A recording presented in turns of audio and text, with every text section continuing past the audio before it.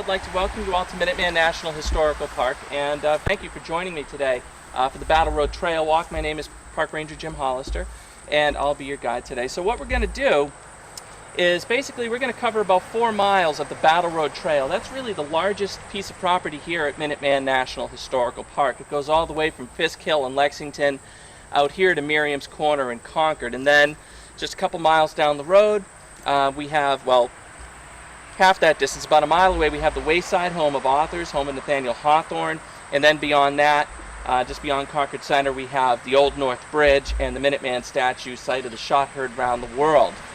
More about that later. But this is really the centerpiece of the park, the largest piece of property, over 950 acres, and it's really been coming along. We've been clearing the land and trying to bring it back as much as possible to 1775, because the park was created in 1959 by an act of Congress to preserve the significant sites, structures, and landscapes that are associated with the opening battle of the American Revolutionary War that occurred here on the 19th of April, 1775. So, judging by that, the Revolutionary War is going to be our main theme for the walk today. So everything's pretty much going to center around the Revolutionary War. And we're also going to get some modern perspectives, from mid-1800s Concord, with the Concord authors like Ralph Waldo Emerson, Henry Thoreau, Louisa May Alcott, Nathaniel Hawthorne, and such. We call that in the park the Second Revolution. I'm going to break with park policy. Nobody please tell the Chief of Interpretation. I don't like to call it the Second Revolution. I like to say that it's really the same revolution, just done it a different way. Instead of with guns and bayonets and swords, it's with letters and thoughts, and it's basically the same ideology.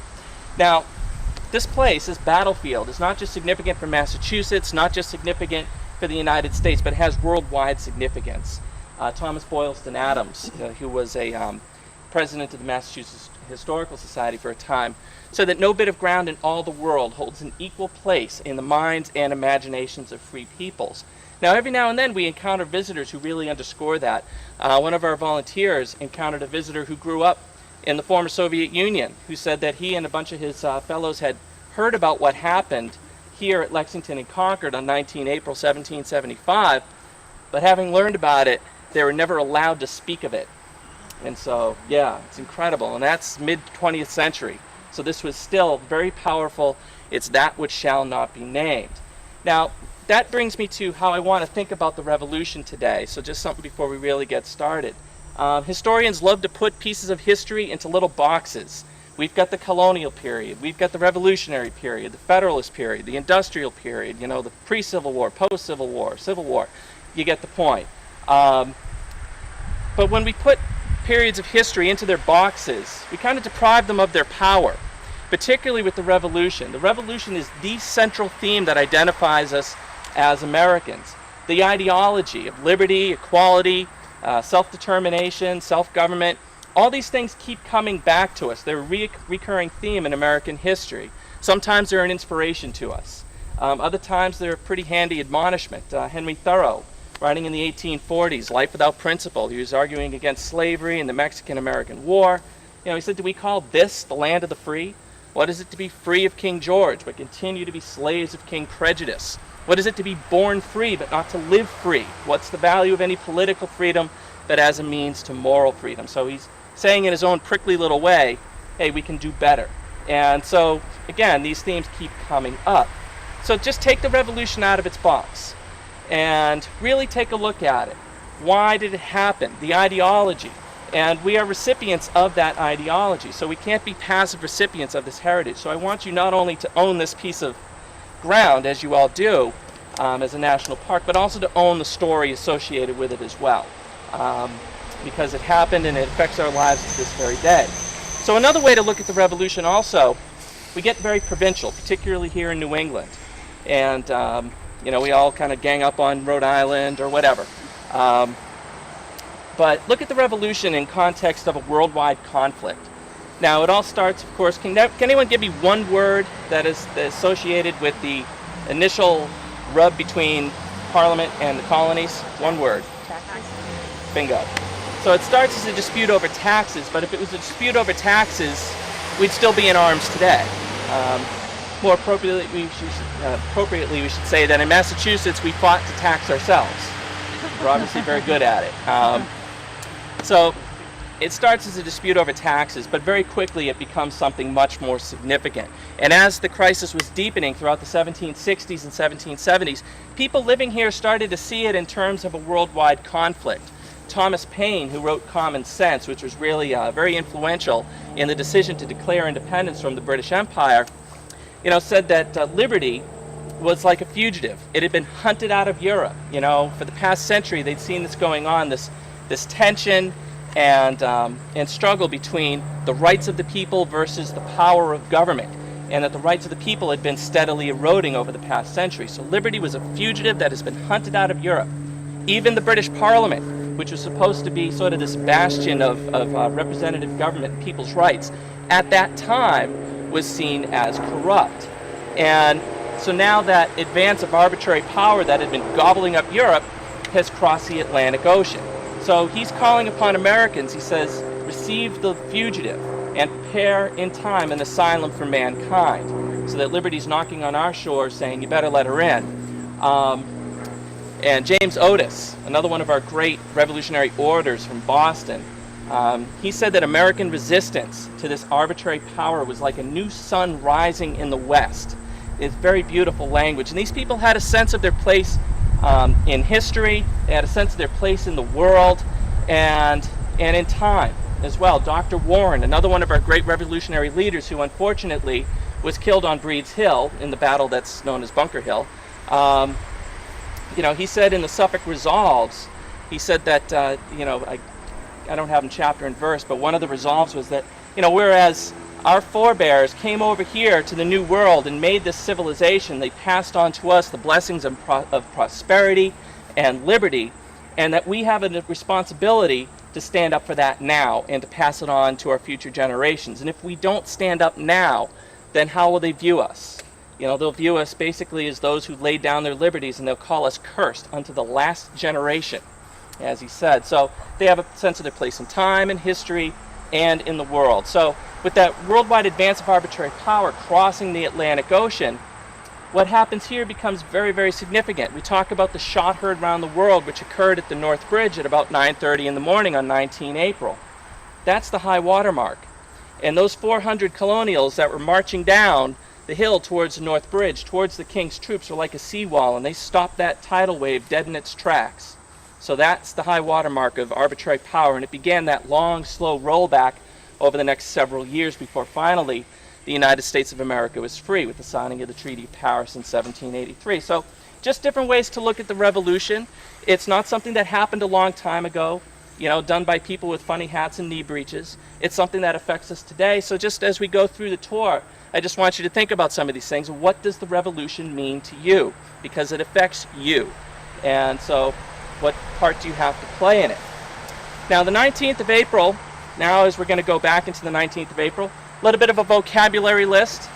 You're going to hear me talking about, this is like a military vocabulary list. You're going to hear me talking about 4 types of soldiers. Militia, colonial militia. This was the force of the colonists. This was a part-time citizen army made up of all able-bodied males between the ages of 16 and 60. Yeah, you were required to serve in this colonial militia. So that was like, today we have jury duty. That's our civic obligation. Back in the colonial period, it was military service. That was the obligation you owed to the colony. They didn't want to form a standing army, even back during the days of the mid-17th century when their chief problem was with Indians and then later against the French. They didn't form a standing army. A standing army to them meant standing trouble. It was a threat to your civil liberties. So they relied upon this citizen army to protect them. And I will also be talking about minutemen. Now, minutemen were an elite group of volunteers that were recruited from among the militia in the fall of 1774 that would receive extra training. Whereas the militia would train about 4 times a year, the Minuteman companies are going to be training twice a week. So they're going to be the best trained, the best equipped, and most importantly, they were trained to respond to an alarm at a minute's notice. So hence, Minutemen, and then be ready to march to the place of rendezvous. In terms of the 19th of April, according to the Committee of Safety, which was a branch of the Provincial Congress that called for their organization, the place of rendezvous was to be conquered, because that's where all the military supplies are being stockpiled. So we'll talk about Minutemen. Now, in terms of the Crown forces, we'll be talking about grenadiers and light infantry. They're elite soldiers within the British Army. The 700 soldiers that marched out to Concord to seize the weapons cache in Concord on 19 April were made up of grenadiers and light infantry. Grenadiers are the big tall fellows you see with those fur caps. They're shock troops, and they're going to be the picked men of each regiment. And they're the ones, if the enemy is strongly entrenched and you want to break the line, you're going to send in the grenadiers with their bayonets. Very terrifying troops to face on a battlefield. And the British Army was one of the best armies of the 18th century. And the light infantry, they sort of break the mold of how we picture British regulars. You know, if you read any simple histories of April 19th in school, okay, you have the crafty Woodbines Americans picking off British soldiers at 300 yards with Kentucky long rifles, and the British march through the road saying, "Oh my God, somebody's killing us and we don't know what to do." Didn't quite happen that way. First of all, the weapons that are being carried, don't shoot straight. About 100 yards is your maximum range, and you're really only going to be accurate about up to 50 yards. So that in itself kind of changes the normal perception of what happens along Battle Road. It wasn't a red coat turkey shoot. It was a very hard fought battle, both sides coming into very close contact because the weapons are short range. But the light infantry were designed, they were trained to work in small groups and to spread out onto the flanks or the sides of the column and protect it and skirmish with the enemy. So they'll spread out, they'll take cover, and on April 19th their job was to drive the Minutemen and the militia away from the column. If they can push them back 150, 200 yards, then the column would be safe. But that's bringing both sides into very close contact. If you look at the casualties, there were 95 Americans that were killed or wounded as a result of that day's combat. Of those 95 soldiers killed or wounded, 49 of them, more than half, were fatal. And that's unusually high. And that's because of the type of contact they're coming into. Whereas the British casualties, 273 killed or wounded, it's the wounded to dead ratio is about 1 to 3. So that's a little bit more normal. So they're coming into close contact. The light infantry all have bayonets, and it's a much more personal weapon. That soldier's going to take a very personal interest to make sure you can breathe your last. So very hard fought battle. Now, if we follow the events of April 19th of 1775, you've got, okay, first of all, it starts as taxes. The people resist because it's an infringement on their right as Englishmen to govern themselves with a representative government, something they've done for 150 years. It's another thing we forget. The colonial period lasted for a long time, nearly a century and a half. Normally in our schools, we get the condensed version. Pilgrim's Land, eat turkey, hang witches, dump tea, kill redcoats. It's over. Lasts for a long time, more time than separates us today from the Civil War. During that time, government of Massachusetts is not 3,000 miles away in London. It's here in Massachusetts. They govern themselves. A British Parliament 3,000 miles away laying taxes on them is an infringement of that long-established right. So that's why they protested. So it just escalates over the next 10 years. By June of 1774, the port of Boston is blockaded by the Royal Navy as a punishment for what we today call the Boston Tea Party. Civil government in Massachusetts is replaced with a military government headed by General Thomas Gage. No more town meetings, darn. No more, right to trial by jury. You've got 4,000 British soldiers occupying Boston. That's another infringement on their rights. Standing army, standing trouble, just like we had talked about. That army had no right to be there, according to the colonists. So their presence is deeply resented. And so that's when the colonists said, okay, enough is enough, and they took their government back. So by the fall of 1774, these colonists, the focus really shifts. Instead of radicals in Boston, the faction as they were known by the British authorities, now it's out here in the countryside. And these farmers proved very, very dangerous to British authority. They closed down the courts. They forced General Gage's council to disband. And basically, you get a knock on your door, you open the door, and there's 3,000 people all standing in military companies wanting you to do something. What are you going to do? Whatever they ask. And they say resign from the Mandamus Council. Okay, so they basically have overthrown the government. They've crippled the British government in Boston, and they formed their own, the Provincial Congress. These people didn't feel that they were breaking the law. In fact, they had the courage to say that law is not always on the side of the government. Here, law sided with the people. They were the ones that were true to their English heritage, representative government. true to their colonial charter, those people were breaking the law. So they took their government back. They organized the Minuteman companies, and they also began to stockpile weapons. And Concord and Worcester are going to be the two major supply depots in the stockpiling effort. And by the spring of 1775, there are enough weapons gathered between Concord and Worcester to equip a colonial army of 15,000 men. Muskets, cannon, powder and shot, and provisions. They are, so they're stockpiling the weapons, they're getting ready. General Gage has to do something, so he sends the British soldiers on a secret expedition out to Concord to seize and destroy the weapons and hopefully avoid a war. He was told by his superiors in London, it's a small faction of people in Boston causing all of your problems. Seize the weapons, arrest the leaders, this whole thing will fall apart. A pretty bad misunderstanding of the situation. So when the troops came out, it's supposed to be a secret expedition.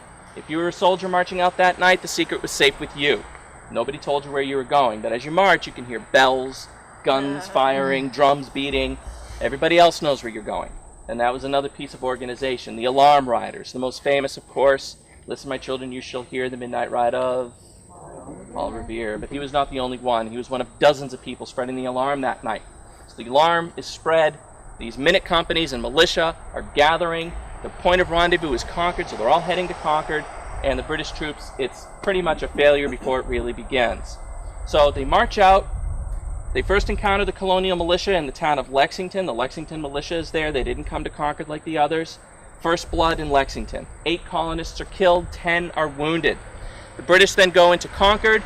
They're looking for these weapons. They're not having very good luck. The colonists knew they were coming, dispersed a lot of the weapons to different towns, hid others. They're not finding much. And then there was the fighting at the North Bridge. The difference between what happens in Lexington with the first colonists being killed and the North Bridge is simply this. First colonists die in Lexington, first British soldiers die in Concord. That was the first time that the colonial militia was ordered to fire on the King's troops. So, from the British perspective, that is an act of treason. From their perspective, it was an act of self-defense. Very simply, they were told, don't shoot first. And the British soldiers fired on them, and they returned their fire. So, that's the first time they fire on the King's troops. So now the British, having marched 18 miles out, have to go all the way back to Boston, 18 miles. They came out to avoid a war. They ended up starting one. They're 18 miles behind enemy lines. Did they have any thing with them that they confiscated? No, not much. Nothing at all. So they it's a found complete failure. Yeah, they found some gun carriages and burned them, and that caused some difficulty for the colonists. They found some flour, threw it into the mill pond, but the casks leaked. The flour caked up and sealed, so they recovered it. It was a real disaster. Yeah, it didn't really work out for them. So now they've got to get back. So now, coming down this road here, you've got elements of 2 more regiments. First of all, in Concord, you had Pierce's regiment, and you had Colonel Barrett's regiment, Minutemen and militia from the towns of Concord, Lincoln, Acton, and Bedford. So they're crossing the fields to the north. Coming down the road, Old Bedford Road, this road right here, you've got men from Reading, Chelmsford, and Billerica. Elements of 2 more regiments, Colonel Bridges' elite Minuteman regiment, and Colonel Green's regiment, which was mixed Minutemen and militia, all coming down here. The British are coming through the road, and then there's a ridge. Everybody see those trees over there? Mm-hmm. That was, well, first of all, that was very open. Try to picture what Massachusetts looked like in 1775. Just picture Kansas today. Wide open. So there's that ridge. The British are in 2 groups. You got the Grenadiers in the road. You've got the light infantry on the ridge, looking to the north to make sure that the Minutemen stay a safe distance away.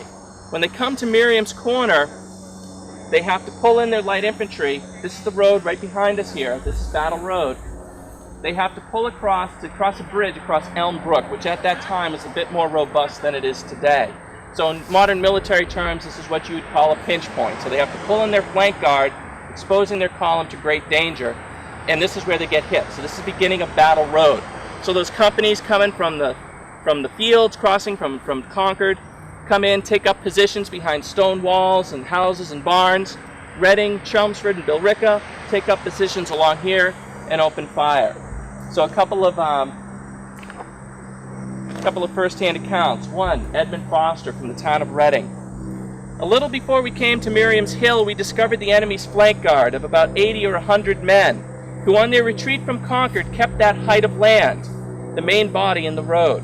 The British troops and the Americans at that time were equally distant from Miriam's corner.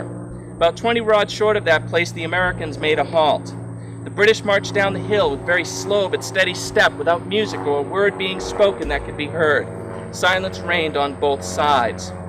As soon as the British had gained the main road and passed a small bridge near that corner, they faced about suddenly and fired a volley of musketry upon us. They overshot, and no one, to my knowledge, was injured by the fire. The fire was immediately returned by the Americans, and 2 British soldiers fell dead. The battle now began and was carried on with little or no military discipline or order on the part of the Americans during the remainder of that day. Ensign Jeremy Lister, 10th Regiment of Foot, 22 years old. This was his first action. The light infantry marched over a hill above the town, the grenadiers through the town. Immediately as we descended the hill into the road, the rebels began a brisk fire, but at so great a distance it was without effect. But as they kept marching nearer, when the grenadiers found them within shot, they returned their fire. Just about that time, I received a wound through my right elbow joint, which effectually disabled that arm. It then became a general firing upon us from all quarters. So they're crossing the bridge. Ensign Lister faces about to see what he's got in front of him, and a musket ball enters into the top part of his elbow, smashes through all the bone and cartilage, and lodges under the skin. Very painful wound, which, as he says, effectually disabled that arm. He would have to go all the way back to Boston, bleeding profusely with a stiffening, painful wound. And then that pretty much ended his career. He was stuck into a recruiting company. So when the joint fused, when it healed, it fused together. He's got a stiff arm, so join the British Army. It's a wonderful opportunity. The poor guy got his commission as a Christmas present from his father about 5 years before. Yikes. Okay, so those are 2 accounts. You can see the Americans are saying that the British fired first. The British are saying the Americans fired first. How many of you believe the American account? How many of you believe the British account that the Americans fired first? Okay. I believe the British account, because there's another account from John Brooks of Reading, who basically, he separates from Bridge's regiment a couple miles down the road. Bridge says, don't get too far ahead. We don't know how things stand in Concord. Well, somewhere along the line, he learned that there had been fighting at Concord's North Bridge. So when he got here, according to his account, he just turned around and blasted him. And it would make sense, of course, if the British are trying to get back to Boston without further incident, don't shoot first. So I believe they were being pressured, they turned around and fired. But this is where Battle Road begins. And so let's get moving. Where are the folks from Concord and Acton at that moment? Coming from around the other side of the But they're there. They're within sight. They're within sight. We're not sure if they actually opened fire. They may have done so at great range, because the British, Lister says they keep on kind of closing in. The only company we know for sure that absolutely opened fire on them was John Brooks's Reading Company. The others, they were in the area. They may have opened up with long-range firing. Now, there's a couple of quick questions about the road, which I will just answer right now. The road that leads from Boston out to Concord and then beyond was known as the Bay Road. And it used to actually go all the way out to the lakes, out to Lake Champlain, Crown Point. So this was a major highway. And this was the road that the soldiers used to go out to Concord, and it was the same road that they had to use to go all the way back to Boston, engaged in a fighting withdrawal as the Minutemen militia companies came through fields like this one and took positions and fired on the road. When they're out in a field like this, the Minutemen and the militia are going to have a very hard time. If you look around you, there's not a heck of a lot of cover, and there would have been even less in 1775. And so here they're really at the mercy of the British light infantry that are going to come charging out into the fields and driving them off. So just picture, probably about 50 light infantrymen with bayonets fixed, yelling and screaming like banshees coming out into the field and chasing you off. It's not something, you don't stand there and argue with them. And the Minutemen have the luxury of not having to stand their ground. They could just disengage, run up ahead, take another position and fire from there. And we'll point out some of these ambush sites as we go through. Now, Concord was the first inland settlement of the Massachusetts Bay Colony. When I had mentioned we're going to talk about the people who lived here, some of the forces that influenced their lives, well, this is one of those forces, agriculture. And so they came out here, and it was already inhabited by the Native Americans who'd been here for about 10,000 years. And our park archaeologists have located in the corner over here probably about 100 yards away, a Native American planting field.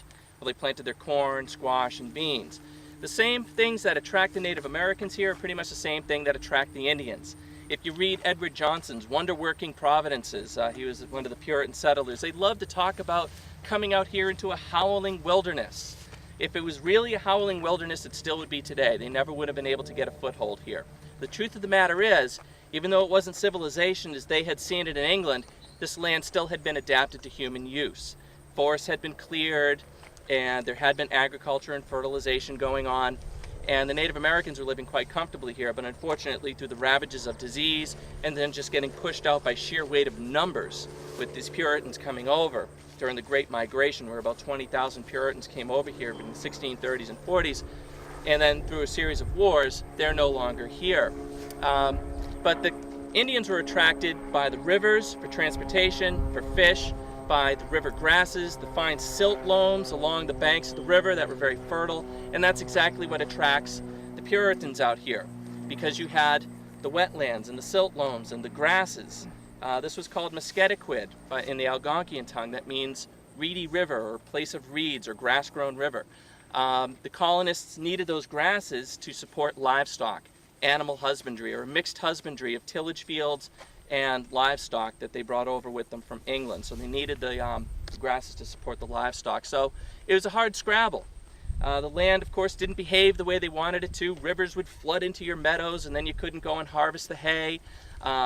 If you'd have a lot of wetlands, which will be crossing across some of them, they had to drain them, ditch and drain, a lot of hard work. And by the 1640s, they'd only been here less than 10 years, and there were some that were thinking that this was a dumb idea. So it took many generations to really make it stick. But if you look back through history, in invading forces that, sweep through regions in Europe and Asia and over here, really it's farmers that have proved to be the most invasive species of all time. Because once the people come out and establish agriculture, you're not getting rid of them. They immediately develop this connection with the land, like, this is home, this is my land. And so that's been developing, and these people went through an awful lot to make it work here. So when you get to the mid-18th century, they're not going anywhere, this is home, and the whole meaning of patriotism begins to change. Instead of being loyal to a king that you've never seen, or a government in London that you've never been to, this is home, and patriotism is standing with your neighbors. So that has a huge factor upon what happens in 1775. One of the themes, of course, of the American Revolution is what could be accomplished when people take interest in a cause larger than themselves. And that's what they did.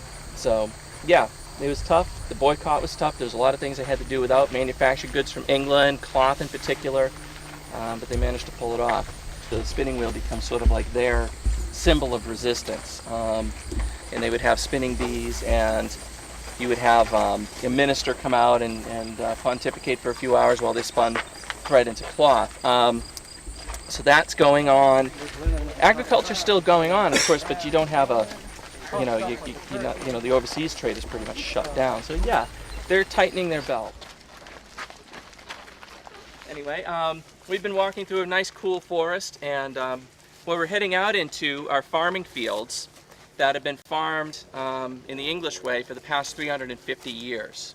So when you get out there, just take a look around you. It's really a window into the past, to the agricultural past of Massachusetts. There's not too many places, particularly in this part of the state, in eastern Massachusetts, that look like this anymore. What the Park Service did was lease these lands out to farmers. And so they continue to farm them to this day. And that's another thing. Anyone, if you're interested in agricultural history, I would strongly recommend Brian Donahue's book. It's called The Great Meadow. And he talks all about colonial farming. And he says the myth is that colonial farmers were very wasteful, that they would basically use up a field and then just clear a new one. No, they knew that it was a renewable resource, and that's why you have animals. That's your fertilizer.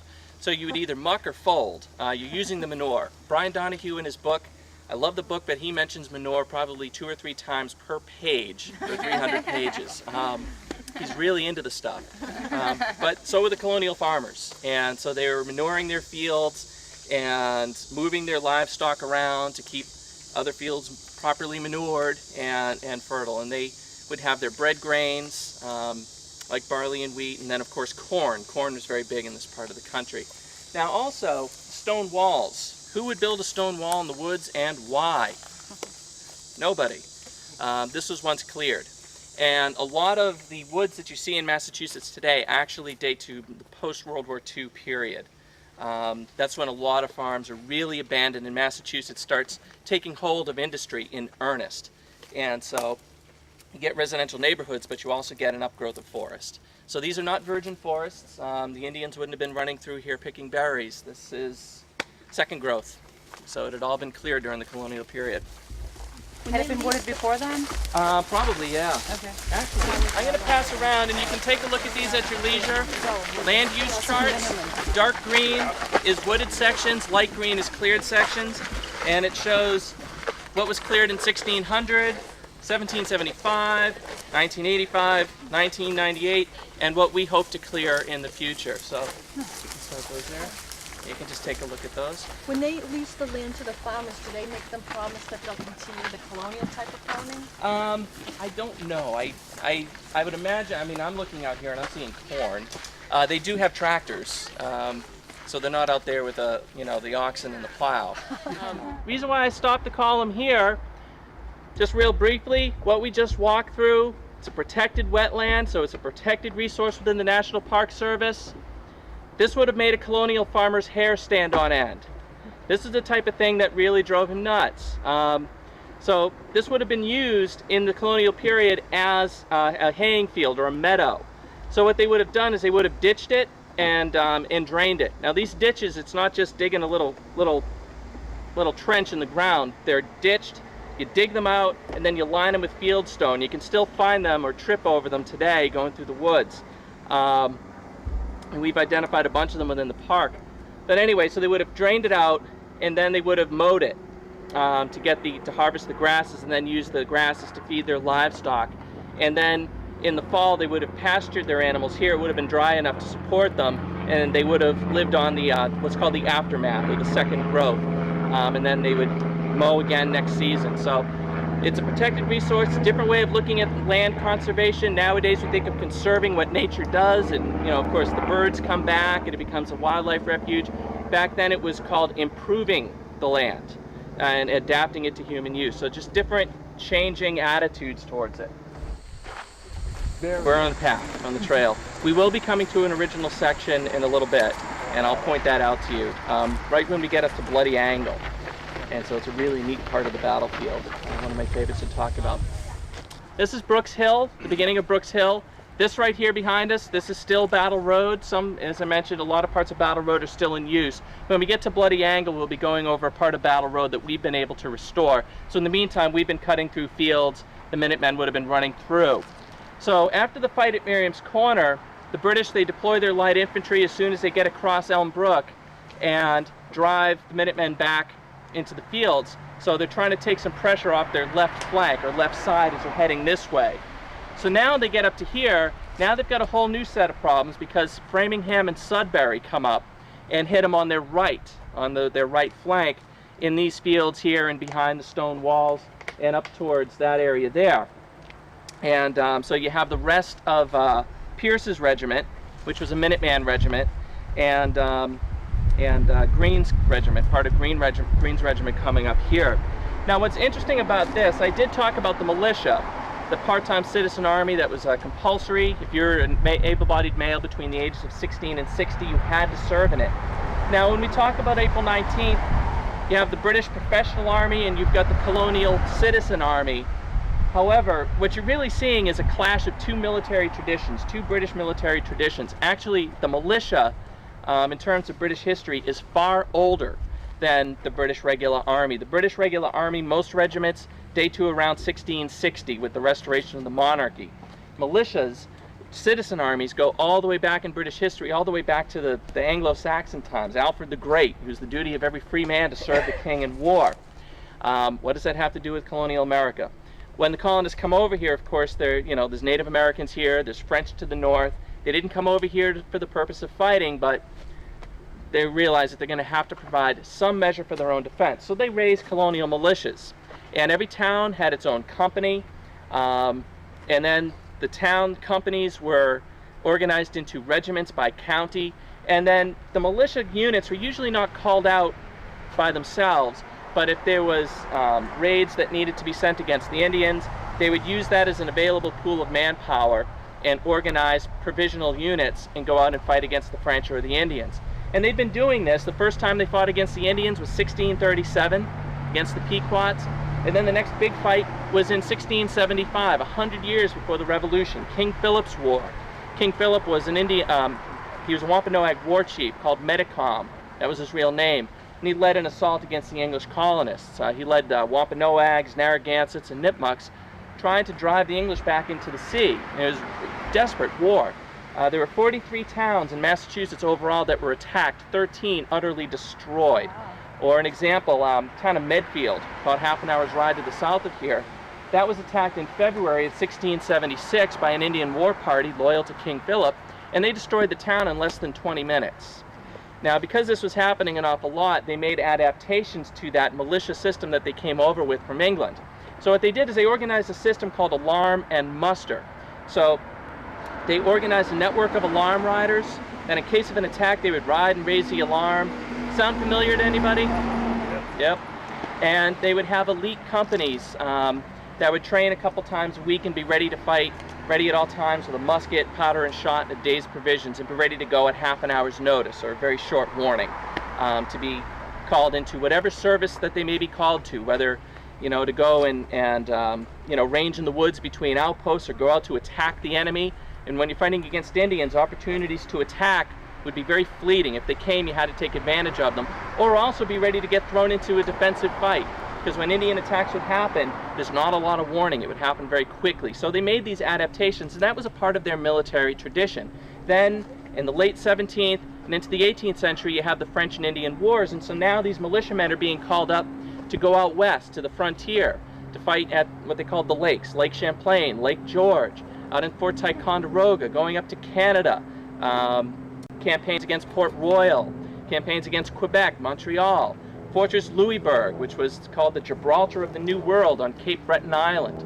Massachusetts militiamen under the command of Colonel Pepperell took Fortress Louisbourg in 1745, probably one of their greatest military achievements. And that really caught the attention of Europe. They said, wow, these people are no slouches. They really know what they're doing.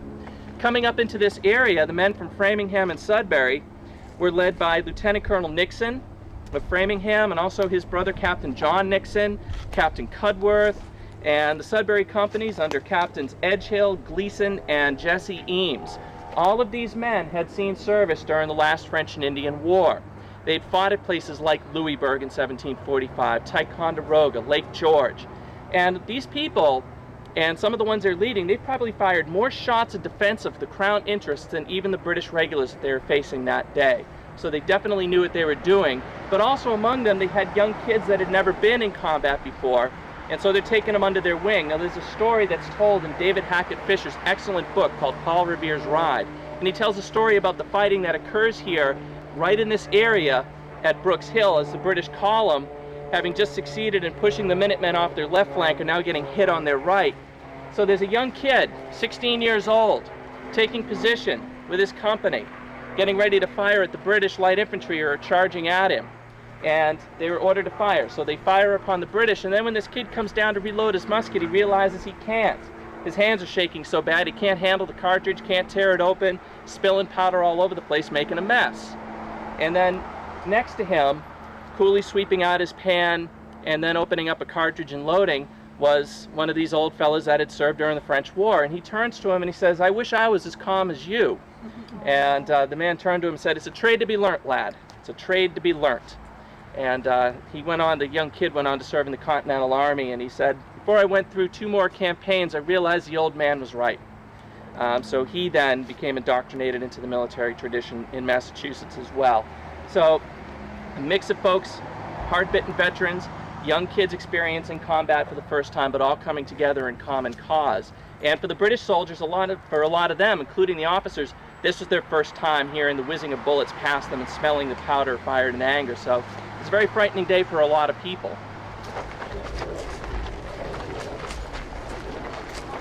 The American accounts are interesting, but some of them are taken like 50 years after, so you have to sort of, toss in a grain of salt. British accounts are wonderful, except they don't know where they are. Whereas the American accounts are site specific. The British accounts are like, yeah, we were getting shot at until we got to within a mile of Lexington, and they're not talking about the border of Lexington, they're talking about the center of Lexington. That's their really only landmark, because they know that place for obvious reasons.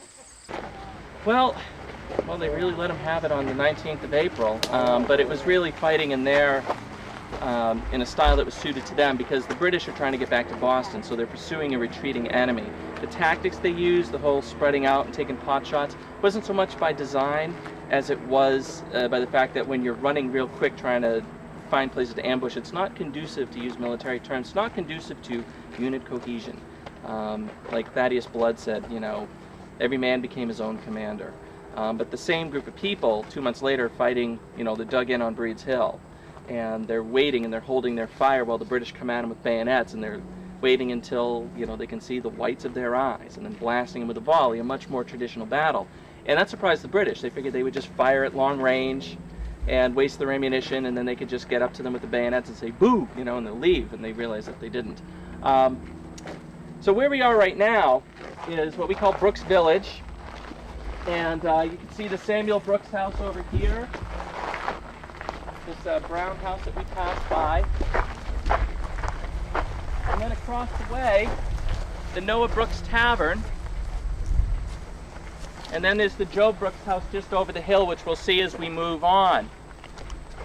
Now we talk about farmers that come here and establish a real connection with the land, and they establish roots, and this becomes home. The Brooks family really underscores this, this theme. They first acquired this land here in 1651 as part of the 2nd Division of Land in the town of Concord. So 1651 is when they acquired ownership. They didn't take up residence out here until about the 1690s, when the people that are living in the village in Concord start pushing out. There's kind of a weird settlement of pattern of settlement. Instead of just starting out, along the coast and then pushing steadily westward, in 1635 they made a big jump out towards Concord in 1635, and then kind of filled in some of the spaces between Concord and Cambridge. So they pushed out and they started settling here in the 1690s. They did not sell the land out of the family until 1862. So they owned this land for 211 years, same family, and that's very common. Like the Miriam family had been where they were for several generations.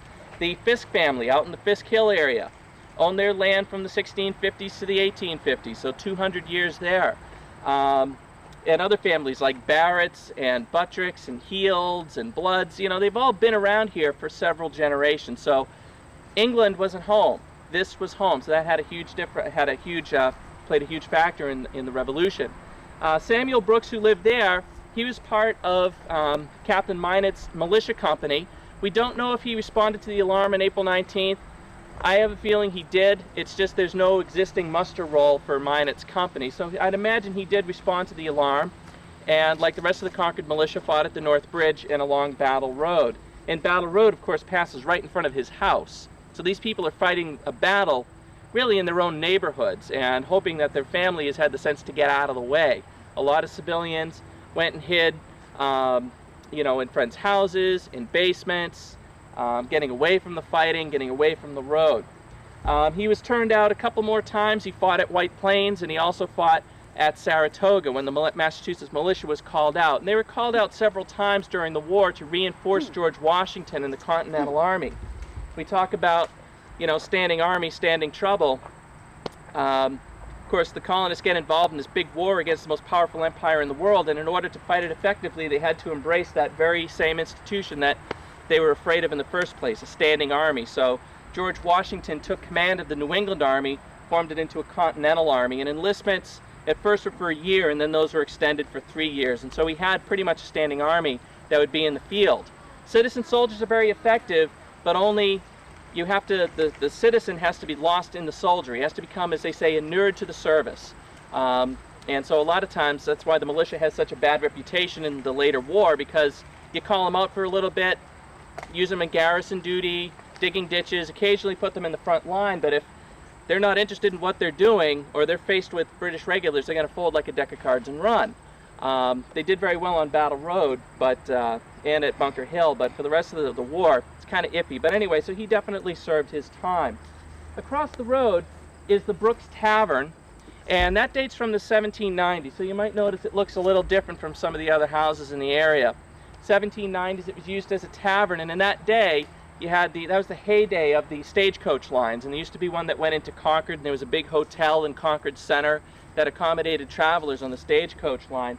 Very romantic period, you know, it's the new republic, and everybody's very optimistic about what we're doing here. We've overthrown the British Empire in America, we've established our own republic, and a lot of good feeling overall. And now the Stagecoach rattling along the Bay Road, coming from Boston, staying in very picturesque taverns like the Noah Brooks Tavern. There was even a ballroom upstairs on there. So a lot of fancy stuff going on. But in the 1840s, the railroad came to Concord and pretty much shut them down. So the business sort of declined, and so places like that just became very picturesque reminders of a past age. And then it was sold out of the family in 1862, and then ran as a farm, and they had an orchard there in the 1950s. And now we have it. Yeah, just remember, it took the colonists about 10 years to get mad enough at the British to take up arms against the British Army. This is why. Remember, they'd been to war before. This is what happens. Bad things happen. So the Brooks family had their farms, their farming land, their mowing, their tillage, their woodlots and orchards, but they also had the tannery, and they operated that for many generations. And then just up the road, you had the Mason family, and Joseph Mason was a currier. That's somebody that finishes leather. So you get the rawhides from the tannery, and then they're finished by the currier. And then Ephraim Hartwell, Joseph Mason's neighbor to the east, in addition to being a farmer, a selectman in the town of Lincoln, and a tavern owner, he was a cordwainer. That's somebody who makes shoes, and shoes, of course, are made out of leather. So tannery, currier, cordwainer, so it all fits together very nicely. And so that's one of those dovetails in these communities that fit together very well. And that was ditched and drained in the colonial period. It would have been dry enough, and so you have colonial troops, militiamen and minutemen crossing through that field, going up to their next ambush. So we had ambush 1 at Miriam's Corner, ambush 2 at Brooks Hill. Now we're getting set up for another one. You probably, even if you couldn't see it, you heard the road off on our right, so off here. Now Elm Brook was passing north-south, so this way. So the road dipped down, coming down the east side of Brooks Hill, crossed Elm Brook, and then began its ascent into what is now the town of Lincoln, which split off from Concord in 1754. So it's coming down the hill, over the bridge, and up. So it's coming this way, and then, so it's heading east, and then it takes a sharp turn to the left, to the north. And so as General Nathan Bedford Forrest, he was a Confederate general during the Civil War, used to say, in his own words, but out of the Army manual, get there firstest with the mostest, or get there first with the most men. That's what they're doing. They've got the interior line, so it's shorter for them to cross the fields and take up a position at that turn of the road than it is for the regulars to cross the bridge, come up the hill, and stick to the road. So the British have a longer way to go. So the colonists are going to be able to get there first and take up a position. Bloody Angle is one of the few places on Battle Road that actually conform to our popular perception of what happened. It was wooded on both sides of the road. On one side you had a wooded pasture, and on the other you had what was described as a young growth of wood. Colonists filled in on both sides of the road, and we'll talk more about that when we get up there. So they're crossing, they're coming up this hill, and they're getting ready to fire on the column as it comes by, as it made that turn in the road. And it's known today as the Bloody Angle, if that gives you any sense of what happened there. So let's go on up. We didn't pass Bloody Angle. Okay. I really want to get rid of that exhibit panel. Okay. It says view to Bloody Angle. Now, if you were there in 1775, you'd be looking across a cleared field. Okay. And you could see the road as it turns to the north. Okay. Now you're looking at trees and brush and purple loosestrife. The purple plant. Yeah. That's I call that the Jacobite uprising. It's a Scottish invasive species. We can't get rid of it. I always tell the stone walls that are real versus the ones that have been replaced by the Park Service. I love the Park Service work, but we don't know how to build stone walls anymore. This is the real thing. This is it. And you can see it's a very substantial structure. There's a lot of rocks in New England, you know. It's just a matter of finding out what to do with them. They're either going to work for you or they're going to work against you. When you're trying to plow, they work against you. If you want to line your cellar with field stones, they work for you. Or like these things, good fences make good neighbors. And they're also linear dumps. Every spring, these rocks get pushed up. You got to do something with them. So they just keep building onto these structures year after year. But again, these stone walls have a purpose. Again, they're delineating property. If you see them lining the road, they're keeping livestock on the road and out of your fields. Yeah, so they have a real purpose. We are right there. See that split rail fence on top of the stone wall? Mm-hmm. That is Battle Road. That's one of the sections we were able to restore. The Bay Road was a very windy road going around wetlands, which we've seen plenty of them on our walk. They straightened it in the early 19th century. So now we have some of the curved sections that we were able to shut down to traffic and restore to their colonial appearance. So right now, this is Edmund Foster of Reading. This is his view of coming up to Bloody Angle. So you can just imagine you've got militiamen and minutemen coming up through the fields and up the hill that we just came up, taking positions in this wooded pasture. This was a wooded pasture, meaning it was kind of open like it is now, dotted with large trees that provided shade for cattle. Also stone walls running along. So they're going to take up positions.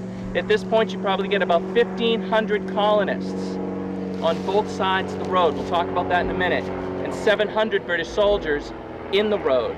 Lieutenant Colonel Smith gets criticized for sticking to the road at this point instead of cutting cross country and maybe avoiding all this. But how well did he know the ground? And if he got stuck in a bog, in a wetland, and couldn't move, what's going to happen to him? Annihilation. Yes, he's going to get annihilated. So stick to the road. Kind of like, when I do education programs, I get 5th grade kids, and I ask them, and so I'll ask you, how many of you have ever taken a stick and hit a bee's nest? Okay, fine, I did it. I was young, I was a Boy Scout. It's not a good idea. That's pretty much what's happening. So the road is the quickest way to get out of here, and so that's what they're doing, they're sticking to the road. So this is the view of the people that had just been at Miriam's Corner and Brooks Hill, and they're coming up, troops in the road. Here's Edmund Foster's account. So this is just after he disengages at Miriam's Corner. We saw a wood at a distance which appeared to lie on or near the road the enemy must pass. Many leapt over the wall and made for that wood. We arrived in time to meet the enemy. There was then, on the opposite side of the road, a young growth of wood well filled with Americans. The enemy was now completely between two fires, renewed and briskly kept up. They ordered out a flank guard on the left to dislodge the Americans from their posts behind large trees, but they only became a better mark to be shot at. A short but sharp contest ensued, at which the enemy received more deadly injury than at any one place from Concord to Charlestown. 8 or more of their number were killed on the spot, and no doubt many wounded. People that study this part of the action often wonder, well, if you've got about 1,500 colonists, or as Edmund Foster calls them, writing 50 years later, Americans, and you've got 700 British soldiers, pretty close range, only 8 were killed. What happened? Well, we don't rightly know. However, okay, first of all, he's calling them 50 years later the enemy. Back then, just imagine firing on, like, say the National Guard is going to shoot at the U.S. regular army. The mix of emotions that are going to be going through your mind. I'm getting ready to shoot at my own government's troops. Some people are going to be very forward in the action. Other people are going to hang back, maybe throw away their fire at long range. Also, these militia and minute companies they're kind of homegrown. All of these men are from the same towns, the same communities and neighborhoods. They would elect their officers. So if you've been elected captain of a Minuteman company, and your company answers the alarm on 19 April, and you go off to fight against the British Army, say you come home after the battle with 2 or 3 empty places in your ranks. It's going to be very awkward to confront the families of those people because, statistics, their battle statistics. I love it when an officer, like a general officer, says, well, our losses were insignificant. How can you say that? Every life that's lost, the Army loses a tool, but a family loses a provider, a husband, a brother, a father. Very serious. So some of them might have been kind of hanging back where others are going forward. So we just don't know how many actually brought their weapons to bear against the enemy at this point. But either way, it's a pretty sharp fight however you look at it. So this is Foster's view. So now as we go up the trail, we're going to actually come to the road, and we'll get 2 more accounts of this same action, which are really interesting. Some more ruts in it. Yeah, exactly. Well, when they dug down, they tore up the asphalt. You could actually drive along this like 10 years ago. When they dug down, they found the original surface of the road, and it still did have wagon ruts in it, and it was a clay and sand mix, and so that's what we reproduced. Well, why didn't they keep a section uncovered? That would have been so interesting to see. It probably would have been, but it would have been also difficult to keep people off of it. Yeah. You know, so it's there, so maybe 200 years from now somebody will want to dig it up when they're doing archaeology of Minuteman Park or something, I don't know.